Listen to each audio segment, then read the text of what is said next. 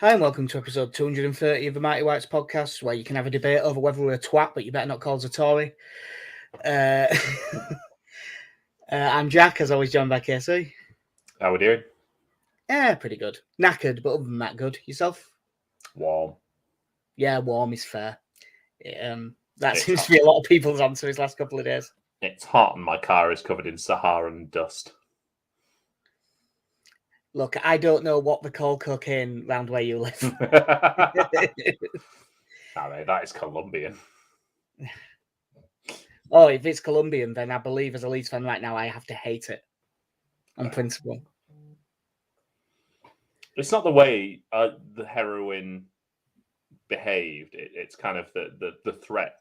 Sorry, I went to heroin then. It's really escalated as this, but yeah, we'll get on to Colombians. Yeah, not Colombian. Not Jan Poveda though, because he's fine, and also I'm for the purposes of this, we're considering him English. So we will really briefly touch on the game last weekend because truth be told, we just haven't had time to get a podcast in this week. Work and everything has been a pain in the ass. So yeah, we drew 0-0 with Chef Wednesday. It was not a very good game. No, it wasn't. It was a real throwback to 4 or 5 years ago when we were really struggling to break teams down that sat deep. Yeah, there was a load of little things. Like, it's not like we weren't the better side, because we were, but they just seemed pretty bereft of ideas other than get it out to Nonto, who was the one person consistently beating a man. From what I could see from the Ipswich game on the terrible LUTV laggy streams, it seemed like Rutter and Pirot were like really up as bordering on a 2, and they would alternate who was running in behind and who was dropping in, and it made it a lot harder to mark. Whereas in this game, Pirot stood at 10 and Rutter was at 9. And I was surprised actually when I saw the stats, because Pirot touched the ball about the same number of times as he did against Ipswich, but only once was it like within 25 yards of goal, and it was that bad touch he took in the box. It doesn't happen very often where I kept legitimately forgetting he was playing. And as much as I still think it'll be a good signing, I still think he is a good signing, he's a good player, it just did not work in that game whatsoever. And I thought that the changes came way too late as well. Yeah, I was very surprised that we waited as long as we did. I think there probably needs to be changes made around the hour mark. I've just checked. We only made 2, and they were in the 81st and 88th minutes. Yeah. And yeah, if you were telling me that we had to make a sub an hour for, and we wanted to make a big impact with our first sub, that changing the right back would probably not have been my first thought. Like it was nice to see Spence come on, and I thought he had a couple of bits of nice link-up play on the right-hand side, but he also really massively got us out of jail when Joe Roden stepped up and we lost the ball. This isn't even a knock on A-League, it's just Spence is rapid, and if anyone who wasn't rapid, that was probably a goal. Yeah, which would have been classic Leeds in that situation. Yeah. But yeah, it's one of those where I suppose if you have a couple more options available to you that aren't out injured, you're probably looking to make a change a bit earlier. Yeah, the one I was calling for in the stand, which I didn't actually think was going to happen, was I didn't think that we needed to keep 2 deep midfielders for as long as we did. And I wanted us to take Gray off and put on Mateo Joseph and have someone play as a 9 and sort of go 4-1-4-1. Have Ampadu sit really deep. Easy, Marcelo. Yeah, no, because I'm not man mark. We don't need to man mark. But I would have I'd have just had Pirot and Rutter, let them both drift about and do what they want, but have someone in the number 9 position just to give us structure. the more I watch it, the more I think I can't believe it's still true, but I still think his best side has Patrick Bamford. Like in those situations, you need someone who's just gonna. I don't know. He has a decent ability to get into decent spaces in the penalty. Whether he will finish that chance is a different matter. But I do quite like his movement. Yeah, I think you probably mentioned it just before the start of the season where there's a very good chance there comes a point when it's Bamford and Pirro basically playing as a front two. Yeah, in pre-season, I might well have said it'd be him and Rutter because I wouldn't have known going in. But yeah, I think right now on paper that probably is it. But God knows when Bamford will be back, if he'll be back, and if he'll be out. Like I thought, Ampadu was excellent again. For someone playing out of position, I thought Jamie Shackleton did really well at left back. He still isn't a left back. I would still rather we had a left back, but I thought he did pretty well. It was the first game where Archie Gray looked knackered, and I'm not surprised he's been pulled out of England under 19s.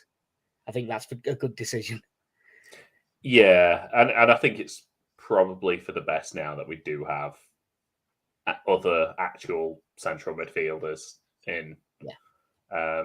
Because he doesn't need to be playing every week. No, and he absolutely shouldn't be. Like no 17-year-old in especially in a 46-game league season. None of them should be playing every game because it's just no good for them. And like we've just today lost his main backup because Jack Jenkins has gone to Scunthorpe on loan. One of our other tiny central midfielders. Yeah. In fairness, he'll probably win the league at Scunthorpe because they've gone down to National League North where they have the biggest budget by an absolute mile. Because they've got the most fans, it's not like they've got an owner doping them. But they've got a really good... They keep signing players that are like, oh, he was linked with all these, he was linked with League Two clubs and then he's gone to Scunthorpe United. So they must have a bit of cash going about. Yeah. Good luck to him. Yeah, that was... I mentioned... I got him out of the way first because he is never going to play a first-team game for Leeds. So it's done.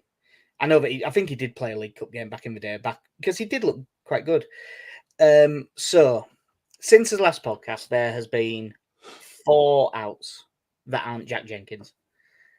Less important than Jack Jenkins. Yeah. In order of importance in Daniel Farke's plans, looking at it, you'd say first one, Sonny Perkins, Oxford United on loan for the season. When we didn't have any players, he still didn't put him on the bench. Yeah, he was leaving him for the 21s, wasn't he? So I think he kind of said that he was probably on his way out on loan. Yeah, and he didn't use him much in pre-season. I like Sonny Perkins, but there must be... That's one of them where it must... Whether it's just a not showing enough in training or whether there's something more to it, I don't know. Because I've always thought he looks a good player, but he's never... Since he joined us, he looked like one of the best 21s immediately and someone who you thought could do a job in the first team if needed, like as a backup. And he's not kicked on from that position at all since. Yeah, I know as well. I think he did have a tendency to kind of be in and out of games in the 21s at times. Yeah. Like I think when he looks good, I think he looks really good, but it's sort of maybe trying to harness it for 70 minutes at this point, and maybe going out on loan and playing with professionals, and to be honest, getting a little bit beaten up might do him some good. Yeah, hopefully he scores a lot of goals. Yeah, it would be ideal. But we've still got Joseph here as well, so he'll be. We have so many forwards. When I went to Fisher Wednesday game with my dad, we'll come on to it with one of the other players that's left. But we're going, I'm surprised at them going. And then I went through all the other options in forward areas and thought, I can see how actually. So second, probably in order of importance, someone who will have played his last game in the Leeds shirt because his contract's up at the end of the season, Cody Drammer, Birmingham City on loan for the season. He'll be really good there. He's good everywhere but in Leeds. Yeah, it's been very odd. I mean, I feel sorry for him a touch in the sense of it at Leeds. It's been very stop-start for him, mostly stop, and then getting thrown in against Arsenal in a League Cup game, and things like that. Don't get me wrong, his performances this season, when given the chance, have not been good. No, nothing like his capability. But it's very disappointing considering where we were in January 18 months ago, where he was really unhappy that he'd not been given his first team chance and was considering leaving on a permanent, trying to move away permanently. And, at that point, Bielsa was sort of speaking quite highly of him whilst also not using him in any way, shape, or form. Yeah, speaking highly of him as a player while also going, but he wants to leave, so fuck him. Sort of. Yeah. I respect him. I respect him in many ways. I respect his culture and heritage. What do you think of him as a right back? In classic Marcelo Bielsa, it's the compliment sandwich, isn't it? You compliment either side of an insult. Yeah. I am less annoyed at this than I was on the day it happened, because I straight up forgot that because he's under 24, provided he goes somewhere in England, will still get a fee. But I'm just going to say now, my money is on. Is it Valenciennes that Southampton own in France? Yeah, I think it's them. They sign him on a free in the summer, so there's no fee, and then by January, he's moving to Southampton. That's Borussia Dortmund, mate. Yeah, the Ezekiel Flyers move, I believe it was, where he went out to Belgium for 6 months after leaving Scum, and then went to Spurs. Nothing iffy at all, and I could see a similar thing happening with this. Yeah, I'm sure that he will that he will end up being a good right back who is in the Premier League. Whether he's playing every week, I don't know, but he'll be in, because he is good enough. I think it just isn't working at Leeds. One that I was surprised about: Sam Greenwood on loan to Middlesbrough for the season. If he's going to play, it's a good move.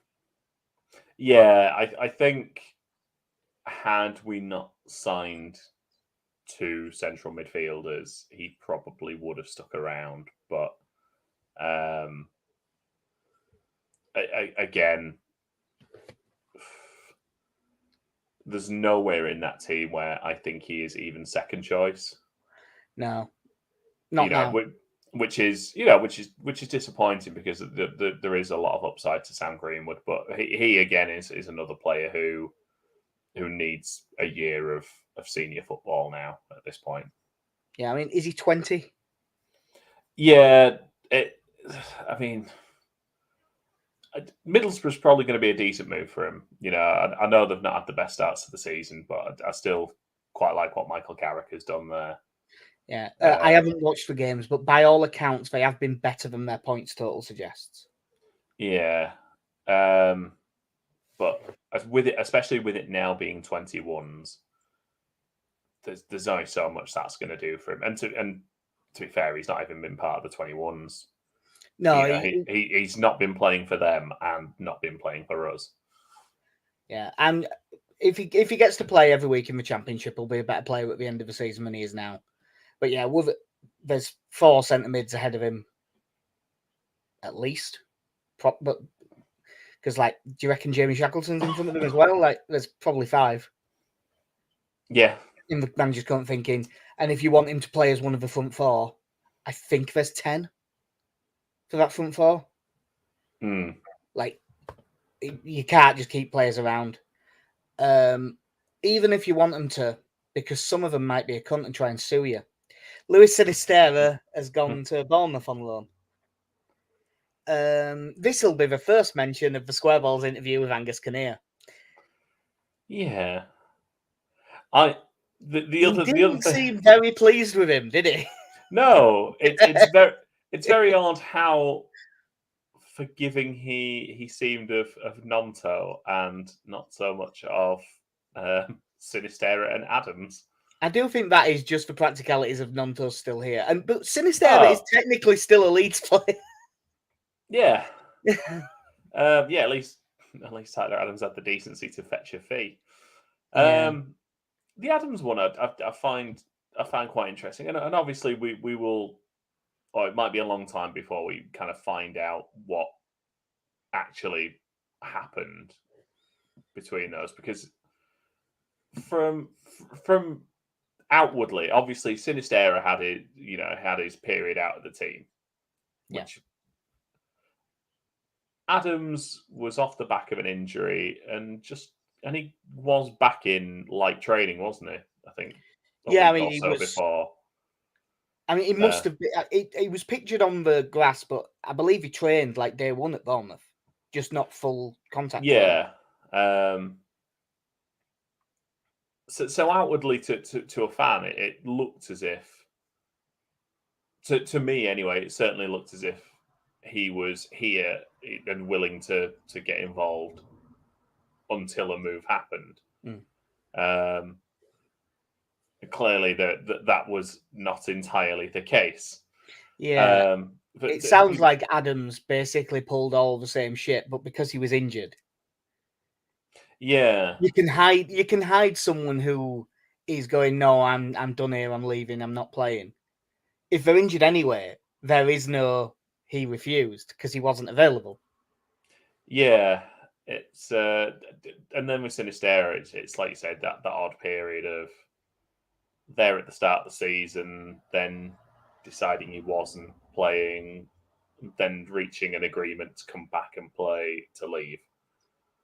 Yeah, I was, until this last bit, I was willing to give him the benefit of the doubt because Farker was always clear. No, there is a legal issue with his contract, and while we're sorting that out, and then he played against Ipswich, and we were told it is sorted. By sorted, it seems to be as long as someone comes in and pays all your wages. Yeah, the sorted wasn't as sorted as we were led to believe. Yeah, it seems like it seems like he may have made his mind up slightly later that he was that desperate to leave. And now he's gone. I can't see him ever playing another game for Leeds because I do think he's a good player. So I think at the end of his season, we will get the money for him because he's still got ages left in his contract. I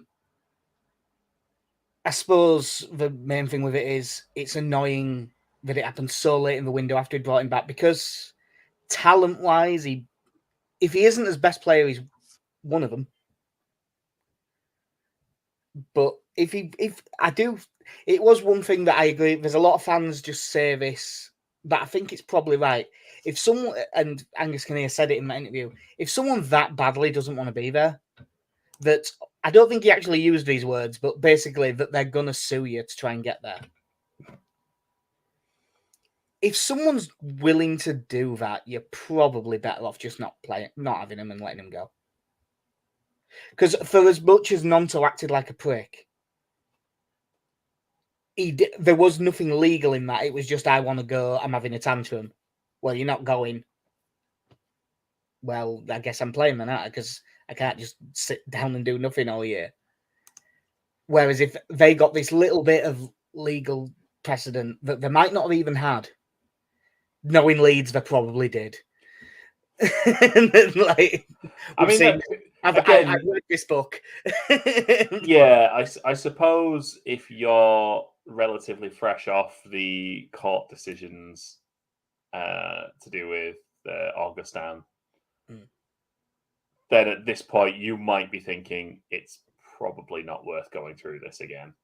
And to be honest, because the other side of it is, you don't know how long that's going to last, and then you're still paying someone to not play for a long period of time who's still at the club, and like you say, it ultimately it does no one any good. And I do think, given everything, if he has to go and he has to go on loan, and I hate that, but if he does, I think getting Jaden Anthony coming the other way is probably about as well as you could have done. To be fair, like Jaden Anthony is a good footballer. You never know how it's going to take at Leeds, but played a lot of football when Bournemouth got promoted, did well, played plenty for him in the Premier League. He's just a good player. Yeah, and I think that's been the positive in this case, that there has been something coming back in, whereas obviously with everyone else leaving, it's very much been a case of, well, that's just leaving a bigger hole in the squad than there already was. This has by no means been the perfect transfer window, but I'd have to say I'm pretty happy with how the squad has panned out, especially given what was going on 2 weeks ago. Yeah, I mean, when everyone was getting annoyed at me very much included 2-3 weeks ago, the message that came out was always judges at the end of the window. And while it's not perfect, it's definitely better than it was. I'd still like a more creative type number 10, and there's still not a left back there. An actual left back. And I would have still liked a number 9. Rather, Joe Pirlo's a really good forward, but he isn't a 9 really. That's the lead specialty, is that? But it could do a job there. Just needs better movement up front. So filling in, we've already mentioned him a little bit. Jed Spence has come in at right back. We needed a right back, especially if Farke's going to play this high, wide, really attacking right back. Like Luke Ayling's had our most touches in the final third of anyone. Jed Spence is quicker, he is more skillful, he is a more technically gifted footballer from what I've seen, and he has a lot more pace to get back. If Luke Ayling is in the squad, that's fine. If Luke Ayling's playing every week, I don't think that he is quite at it anymore. Whereas if you need him for 25 minutes, so he can just tear ass about and really throw everything into it, and it doesn't matter if he exhausts himself.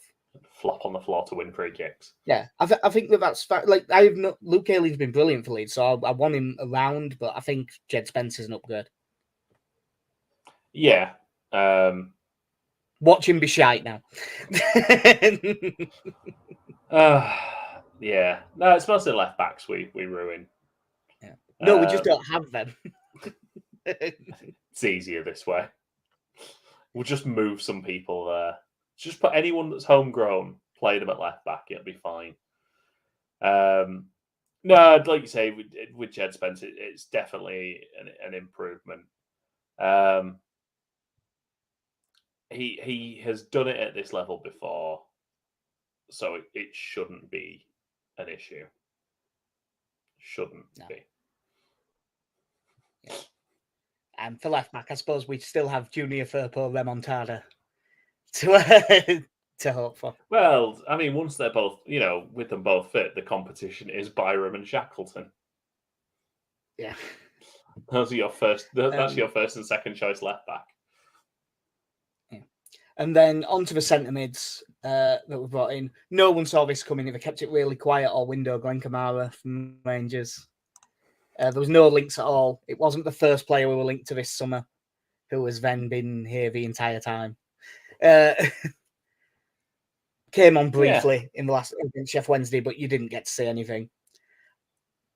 People who've watched more of him than me seem more excited about this than me. So I'm sort of, for now, until I see otherwise, I am willing to defer to that opinion.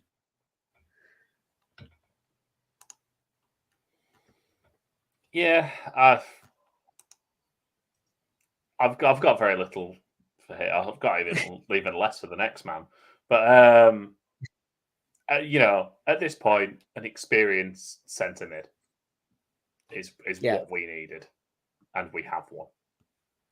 Yeah, I think that's fair. And then Ilya Gruev, who, well, I mean, Glenn Kamara I had seen play. Glenn Kamara I knew a bit about. I had never heard of Ilya Gruev before we were first linked with him. He's only 23. Everyone seems to be, everything I've read about him and seen people talk about, he is a more defensive midfielder than Kamara. So he is probably more Ampadu than Gray. So you probably won't see him and Ampadu playing together all that much. But you need two for each position, really, and that should sort that. Will he be any good? No idea. But you would think with where he's come from, you would think that this is a Farker signing. Yeah. Again, you ideally want two for each position, don't you? And again, I think we've got that now. I've seen absolutely none of him. I'm sure if Connie was here, he'd be able to tell us a lot more as the one who watches the Bundesliga. But I am very trusting in the fact that he is a Bulgarian, and I think he will be every bit as good as Radostin Kishishev in his first loan spell. Not the second one. I have not fact-checked this, but I think it's true. Other than Radostin Kishishev, who's the only other Bulgarian to play for Leeds United? Ooh. And it is in the first team in case we've had a kid that I don't remember. No, I don't think we've had any Bulgarian kid. Oh no, it was Kontaminoushkov. Yeah. I believe it was against. He came on in that QPR game in the FA Cup. Yeah. What a wild ride. Yeah. I haven't fact-checked that, so if there is another one I'm forgetting, feel free to tweet me, because when it's a weird quiz question, I always want to know what the right answer is, even if it's me being wrong. So overall, and yes, this is just as basic as you can be, but sort of out of 10, given all the circumstances, how do you feel this transfer window's gone? Obviously, you've got to factor into that the outgoings and the way in that has gone. But I'd probably say probably if I'm going specifically, it's 6.5. Like I think it's been more positive than negative for where we are, but you can't ignore the fact that there are some very good players who've left us only on loan. One of them will not be coming back because of his contract. Several of them will not be coming back for other reasons.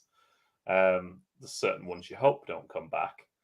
I mean, I know it wasn't permanent, but I still hope Weston McKennie doesn't come back. Yeah, just ever again. He was the best outgoing, I think. Not even with a different team. No. But you know, I think we've signed players who provide experience where we've needed it. We've got we've added another attacker who has done very well in the Championship for the last 2 years. We've kept hold of Somerville and Nonto, which I think is very positive for us, in spite of how we got here with Nonto. And outside of absolutely signing a left back, which we really need to do at some point. Yeah. You know, I think we're pretty well covered in most positions. Yeah, I would agree with that. I was thinking 7. Like, it's probably lower than that as an overall window. But if I'm judging it based on the circumstances they are in, where they are fucked with these clauses, I think they have dealt with the clauses probably as well as they could. Now, I want to just pin all those clauses on Victor Orta because it's easier. But Kinnear was here, the 49ers were here, and they knew about him. So, like, it is also their fault. Yeah. But I'm trying to be positive and say that they have dealt with it about as well as they could. I do think they've signed good players. I think even Ampadu, from what I've seen of him so far, might be the best signing in the league. Looking at how composed he's been throughout these games, I think he's absolutely someone that's fantastic for Archie Gray to be playing next to. Yeah. it just seems to be a bastion of confidence in that role. And I do have faith that we will sort of figure out what the best variation of the front four is at some point. But I think it needs some tinkering, because I think there's certainly, you look at times and think, I think Somerville could probably turn into a decent number 10 in this team. There's been a lot of noise going round that Farker quite fancies that. Yeah, I think he has that ability. And then if you have sort of him and Perot central, because I think what we have now is probably what will be the front four for most of the season. I think Ruter will start the majority of games, and it might suit him to be playing out wide. Because as I watch him at the moment, he does not look a confident man. Not in front of goal. Like it does in some other areas. Like he had a weird game. Now there is he is still the lightning rod in the ground, because I was sat with loads of people around me slagging Ruter and talking positively about Pirro. And I did say to a couple of them, all right, long term, you may end up being right. Who knows? But I was in this game, Ruter has been far better of the two. But you would think that Ruter had been awful. And what he'd actually done is had one good chance saved well, and then have an admittedly appalling effort on goal. That one on his left when he went through. That was a carefully guided pass. Like, I mean, it was however bad everyone says that finish was. Yeah, it was. It was exactly that bad. But I don't think he actually had a bad game. There was shades of Bamford to it. The stuff away from goal was actually quite good at times. Some of the hold-up play was good. His movement. I'm hoping that front four, regardless of who's in it, if you're adding injured and Anthony or Bamford comes back or whoever's in it, that they can sort of figure out their roles a bit better, and that Farker can. I don't know if whether it's training in some specific plays, which would be the Bielsa way when it's specific coded movements that you do to break down a low block. But that is one thing that they are going to have to figure out, because Farker goes so much for the build up at the back and being relatively slow to build up. You do need to figure something out against a low block, because it didn't look difficult for Sheffield Wednesday to keep us out. It didn't look like they were defending particularly well. They were just competent. And we need to be able to do that now. I think that what it might mean is a lot of games when he's fit of sticking Dan James on and just knocking balls over. Give it to Dan James's feet. See what he creates. Yeah, back to goal. See. Yeah, and I think again with the issues with Sinistera and Nonto certainly what have helped in training the last couple of weeks, because just trying to put this squad together and try and work with anyone on a consistent basis seems to have been quite difficult for Farker at this point. So I think no one will be more relieved that this transfer window is done with than him. Like that now he has his squad and he can actually set about properly implementing his tactics and getting to grips on where he sees everyone playing. Because I think there has been an element of still trying different players out in different positions between Nonto and Sinistera not being available, Somerville getting injured in the opening game, Dan James then picking up a knock, and it's just been all over the place. Yeah, but that is the thing that I was on about before with Greenwood going. I mean, you look at our options when he's fit. You've got like Bamford and Mateo Joseph and Joseph can play wide, but as nines. And then you've got Pirlo and Rutter who are like slightly off that. And then wingers. Loads. Not Nonto, Somerville. Rutter can play there as well. Nonto and Somerville are probably your best two, I think.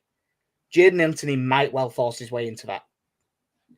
And Dan James, you got Jan Poveda, who has been. I know he got injured, but like he had a good enough pre-season to make you think he's a real option. So you've got 5 for 2 out wide. If you don't include the other ones who can also play there, Jamie Shackleton. I know he played every game, but I'm not including him as one. I'll include him on the list for both fullbacks and centre mid, but I'm not including him on the wing. Even despite him having like one good game there, we've got loads of attacking options. It's just if we can get it right tactically and just stop being so Leedsy at the back, because that's the other thing. Like, if you offer me right now, right, your centre back partnership is Joe Rodon and Pascal Strout till the end of the season, I'll absolutely snap your hand off of that. I don't think you're going to get much better than that in the Championship. No, I've been pretty happy with Strout at this point.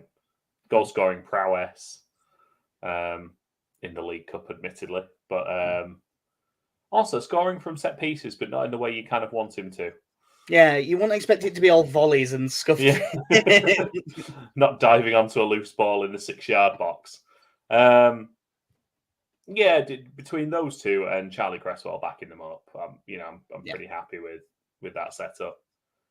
And you've still got Liam Cooper to come back as well. You've got Cooper to come back, and ultimately, I'm really happy that we've still got Meslier.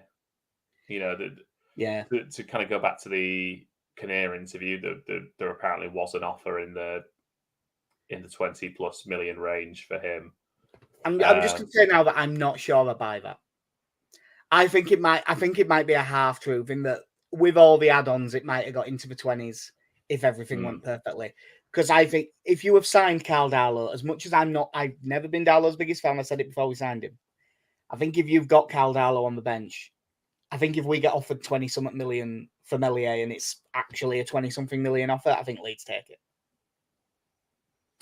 I don't know, because I suppose the one thing with Meslier is if you don't need the money, then given everyone else leaving, if you go back up and has a half-decent season, his value more than likely doubles. Oh, yeah. I mean, I'd like to be wrong about that. I've said the whole time that I think Meslier will be a top-class goalkeeper. I find it hard to believe that Leeds, if it was, say, an actual, here's £24 million, I think Leeds would have had to take it. Whereas if it was, here's 10 million, and then if this happens, and this happens, and this happens, and this then you'd probably turn it down because it ain't worth it. You mean our offer for Cody Gakpo? Yeah, basically. Oh, they didn't ask about that, did they? That's a shame. We have more pressing concerns, to be fair, because I hadn't thought about that until you just mentioned it. Yeah, I mean, we spoke about last year a couple of the things I think we picked apart from Kinnear's interview, and one of the things that straight off the bat that they address is that he doesn't have to do that interview by any stretch. And the weird thing is, this year he absolutely did. If he wouldn't have done it this year, they'd have chased him down outside the cop and dragged him into the studio.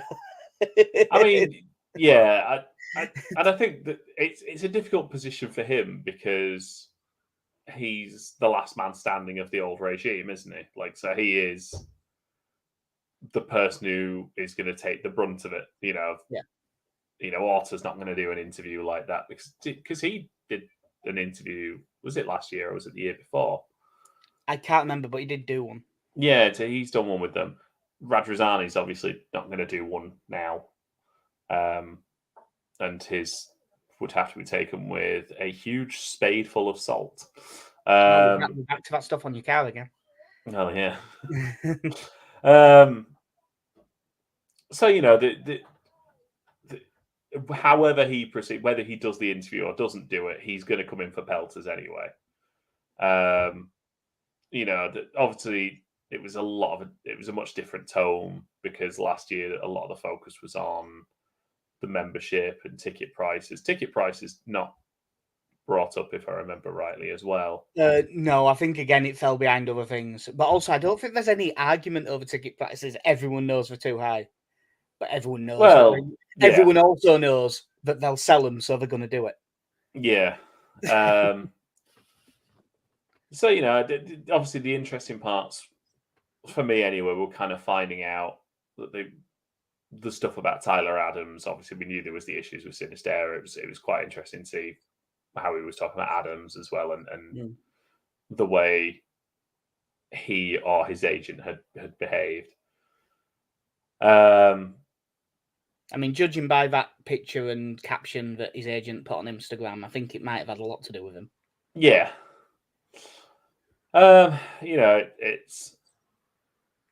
It was a very gloomy interview for the most part because most of it is leading to relegation. Yeah. But yeah, and kind of the chat about deciding to stick with Marsh, and similarly to what everyone believed, that the Bournemouth and Liverpool results kept him around at that point. But yeah, I mean, I can't say there was anything I was particularly surprised by. No. But I don't think he came off great, but I think he probably came off about as well as he could have hoped for. Yeah, I don't think is there a way to come out of this well? Because I think if you sit there taking the blame for it, then people are going to be mad, going, well, why have you done that? You all should have known better. Yeah. And if he tries to pass the buck, people are going to flag him for that. So yeah, the only way that he could have really come off well is if he'd have had a load of emails in his hand about, that's what I said on the day. If you read this, no, I said, look, here's me saying, sack that bastard. Yeah, I mean, I also get that realistically, it's also not his job. Like, I know he's on the board, but no, that's all. It is also very much Orta and Radrazani that are kind of in charge of the actual personnel side of it. I thought the thing that he said about basically splitting up the director of football role into like 4 different roles. Yeah, so and sort of modernising the department a bit. I think that came off quite well because it makes sense. Yeah, again, quite nice to see that. Depending on your views of having a director of football, because I absolutely think it can work, and we do have to say that Orta did have success. It can't just be painted as abject failure.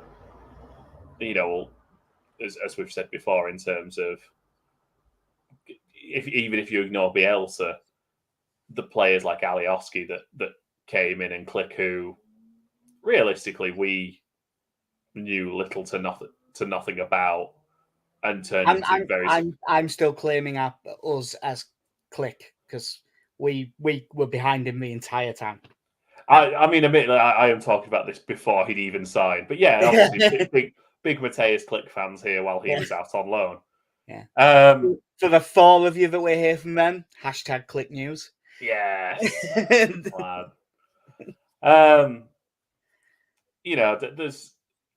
I think if you wanted to, and on a different podcast, you would probably go at him a bit more for the contract, because I assume he's more involved in that as the chief executive. But he is. But he did say that also came under Orta's remit. Yeah. I don't know. I must admit, I thought that